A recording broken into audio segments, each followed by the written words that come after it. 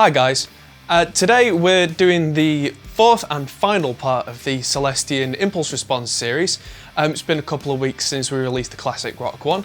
I've been very busy with new gear coming in, including the Celestion Redback and Alnico Cream. So without further ado, here is a quick demo of what you can do for metal with the Celestion Plus Impulse Responses.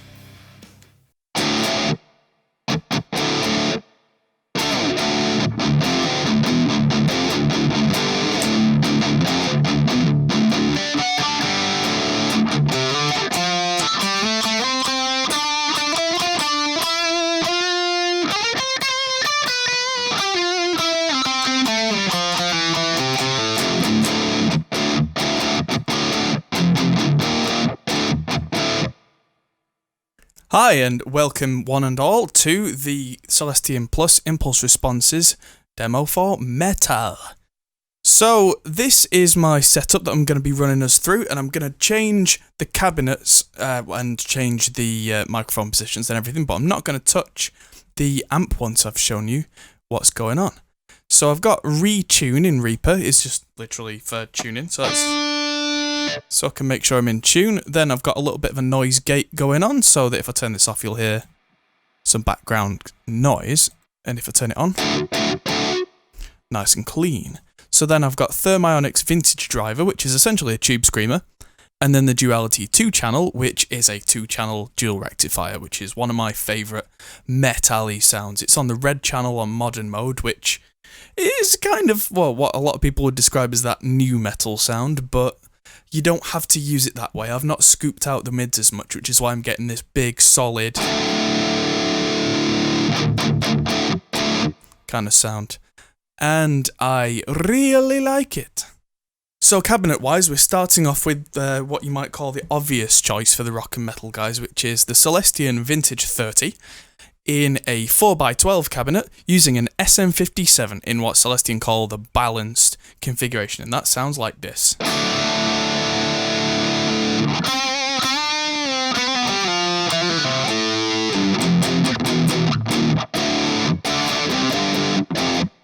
And it's got a real kind of what I would call a loudness curve to it, or the smile curve, where it's got a lot of bass, but it's also got a lot of treble.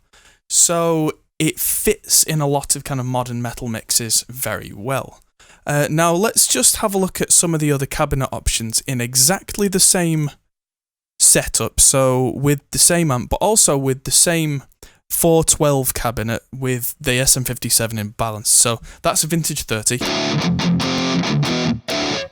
Now let's just switch this straight over. I've already kind of set this up to a G1265.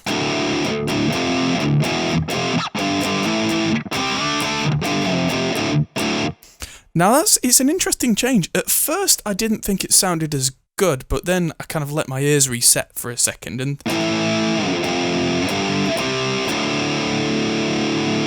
and then kind of went, hang on a minute, this is a much more gritty mid-range, and it's got more of a mid-in-your-face kind of feel to it. The G1265 is what a lot of the old kind of thrash guys would use. And actually, the G1265 goes back quite a while. I mean, listen to the kind of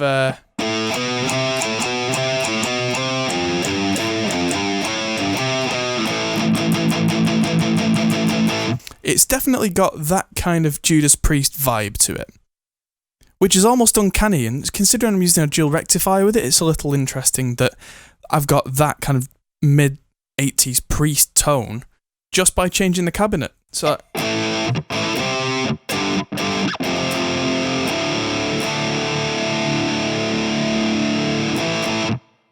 yeah. Now let's go for something that was recommended to me by Paul from Zilla Cabinets, which is the G12H Creamback 75. Now this apparently pairs very well with the Vintage 30, so I'm going to try that later, but let's come back to that. This is the G12H Creamback on its own.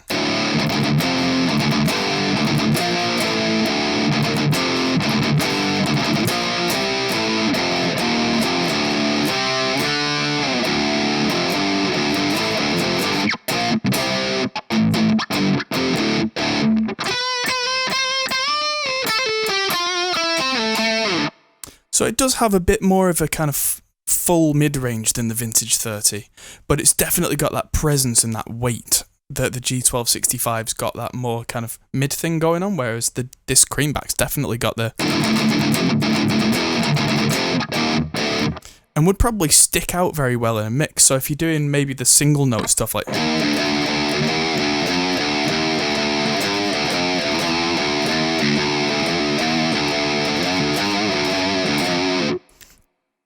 I think that would work quite well. Now let's switch that out for a slightly more vintage vibe. This is the G12M Greenback, not the Creamback. This is the original.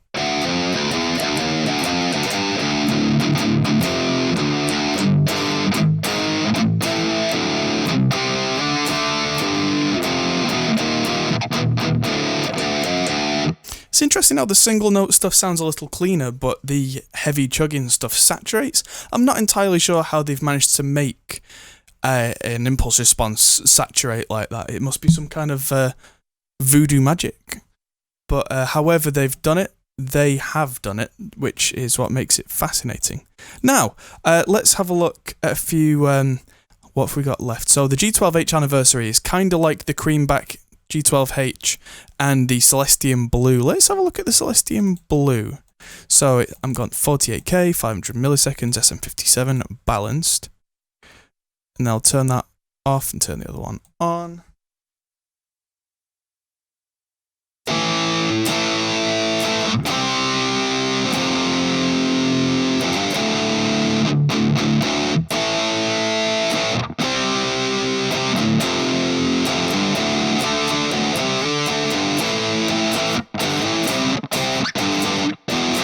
That actually sounds really good. So there's a turn up for the books that the Celestion Alnico Blue, which in real life, the Alnico Blues would blow up if you did this because they're only 15 watts handling each. But what's interesting is there is a new member of the Alnico family, and that's the Alnico Cream, which is a 90 watt speaker. That's not in the Celestion Plus Impulse Response slot, but I've just taken delivery of a real Alnico Cream, and the guys from Celestion weren't convinced when I said I thought it would work well for metal, but this alone kind of says, hey, it's going to be quite punchy. I mean,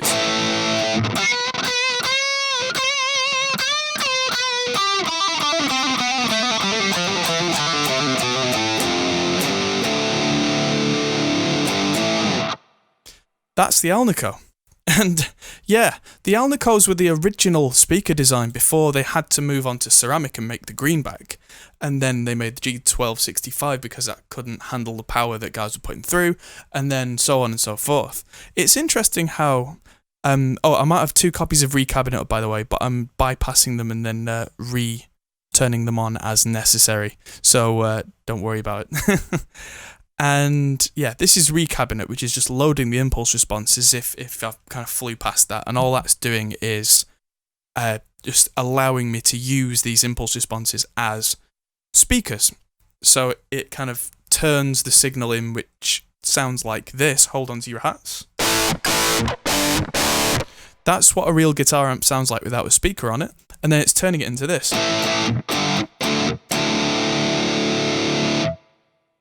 Okay, so let's flick back to the Vintage 30 for a second. Oh, you see how, yeah, the Vintage 30 is great, but it's got a real upper mid snarl to it. It's got that...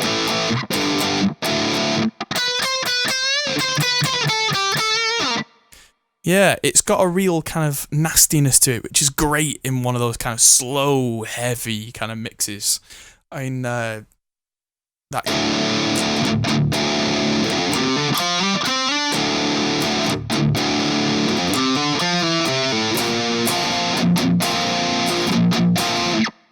Yeah, if I'm going for a big mid-scooped kind of tone, it's easier to pick a mid-scoop cabinet and then not have to do as much EQ, because you're always taught the best EQ is no EQ, but what that actually means is pick the right equipment that you're doing less work at the end, because you get a more quote-unquote natural tone. Even in metal, we want natural tones. So let's move on let's go back to that Celestion Blue, because I really like that.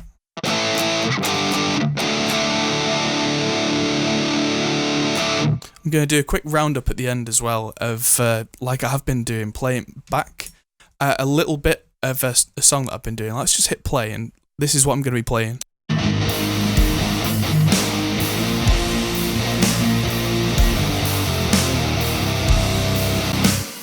So yeah, I'm going to be playing this track back both as a track and with just the guitars. And I'm only going to do a few seconds of each, because otherwise it'll go on all day and that will bore you to death. If you want to know more about these impulse responses, go and listen to them on the Celestion Plus website, because there's demos on there as well. I'm just focusing today on the really heavy stuff. So, let's look at... So, this is the 4x12. This is what people expect, because you always expect a big stack. But recently I've been getting into using smaller cabinets to get a much punchier sound. So what I'm going to do is I'm going to go back up to the Celestion Vintage 30 2x12 closed back, and let's just switch out the 4x12 for a 2x12.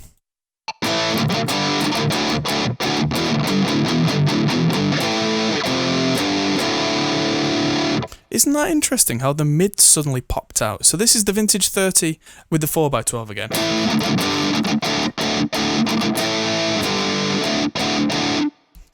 And then this is with the 2x12.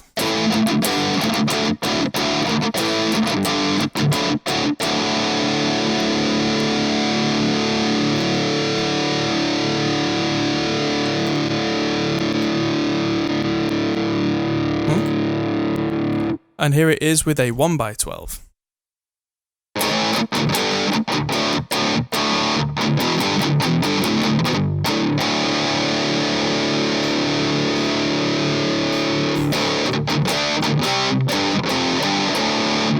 So that's got more mid-focus to it and a real mid-punch that I think sits in a mix very well. I mean, it doesn't look particularly impressive, it's not compensating for anything on stage, but I tell you what, that single speaker, when it's absolutely going and is pushed to its wattage limit, it can really do some interesting things.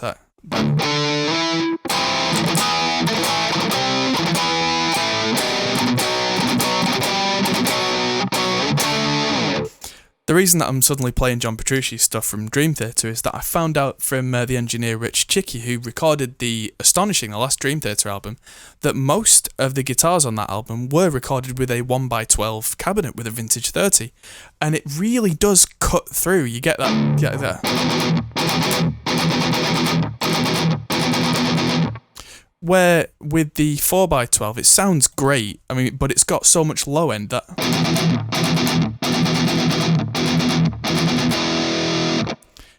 it's a fantastic sound with a 4x12, but that 112 will really cut through the mix without the engineer having to panic and do all sorts of hideous EQ things. So let's go back to the 4x12 one more time, stick with the Vintage 30 and show you the other mics, because of course the SM57 is kind of the known quantity, but let's say we wanted to use a 421 by Sennhiser instead. That would be...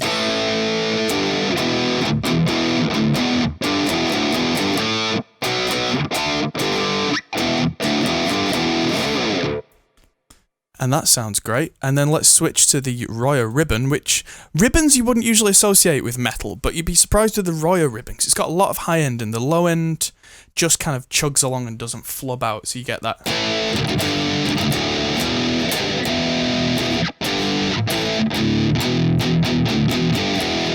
It sounds absolutely brutal, and if I was to mix that in 50-50 with the SM57 so that both are going, we'll get a big...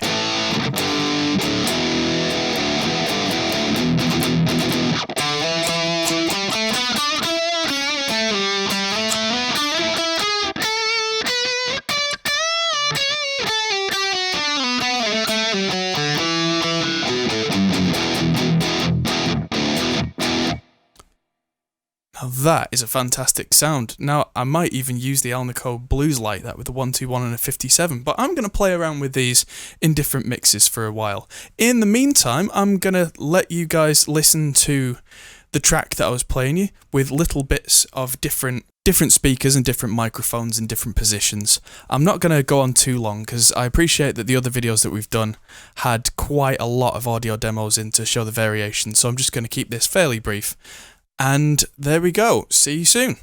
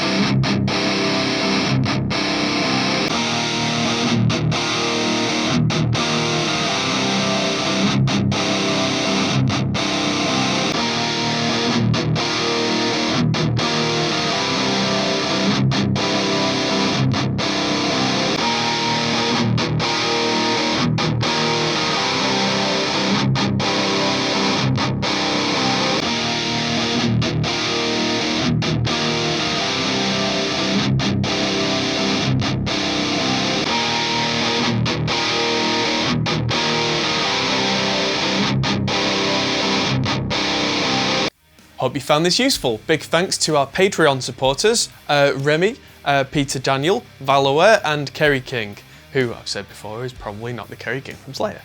Thanks for watching. Hit the like button if you found this useful, and let me know in the comments if it ended up convincing you to go out and buy the Celestion Plus Impulses, because it's the kind of thing that I'd really like to know is, are these videos helping people? So subscribe to the channel if you haven't already, because we've got a lot more content coming, like the Celestion Redback demo for the 150 watt speaker, the Alnico Cream, which is a 90 watt speaker that can probably handle a big 100 watt head on its own. I mean, hell, you're not going to turn the volume up to 10 anymore, right? Anyway, and there's so much more coming, so keep an eye out. Thanks for watching, we'll see you soon.